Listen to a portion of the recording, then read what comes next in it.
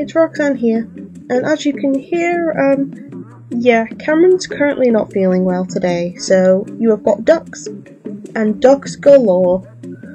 So yeah, right, also apologies for the past couple of weeks not having, like, the Soundcast. There's been a couple of bits going on between either Cameron not feeling well or me being away. This week's was due to me not being like in front of a screen for the couple of days, because I ended up going to something called Scream Camp, which is based in Redcar. It is an off-season sort of like scare camp, which is more intense than like a Scream Maze or a Scream Factory or any sort of horror thing that you might think of. And I must say, as somebody who doesn't usually bother with that sort of stuff, or it goes to anything like that, I really chucked myself in at the deep end. It was a lot of fun. The actors they were incredible. And the entire experience, if you are very much either squeamish or don't want to get dirty, don't like being talked to in a certain way, if there's a lot of things, if you are overly sensitive or have like some physical conditions, it's not really the place for you. But if you are someone who likes to try new things, who is the go-getter, who could stay up like all night, then this is something to try. Because, seriously, without giving spoilers to it, because it's better to not be spoiled by what goes on, you are going to be put into so many situations you never thought you could go through. And even if you don't think you can go through it, there is a safe word where you can just say it, you're pulled out, you don't have to do it.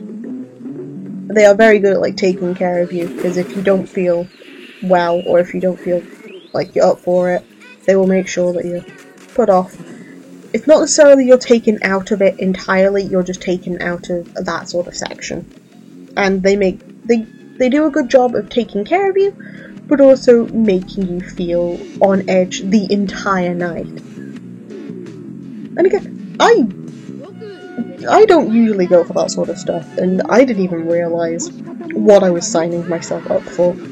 But overall, for me being very silly and spontaneous with a really good friend of mine, yeah, I would definitely go back to this sort of thing next year, because I think they'll have different themes. I could praise them to high heaven, even with the bruises that I came out with. I could praise them to the highest of heavens, but it's really hard to do it without spoilers. But yeah, if you're a horror buff or really like just an adrenaline rush, then try it. The tickets are quite expensive. They don't have them yet because they're usually off-season. They're like an off-season horror attraction. So I don't know when they start selling their tickets next, but I do know that they do tend to sell out quite quickly. And they do have merch too. That's even better. They do have merch, and their website, if you need like anything answering like Q&A, they've got a lot of like frequently asked questions. And if you have questions that you need to email about, the staff, but the guys who sort out the email, they are really good as well. They will give answers, they will be very polite, chatty, and it's just nice to put names to faces and to be able to speak to them between like being an actor and being themselves, because it's nice to see the difference.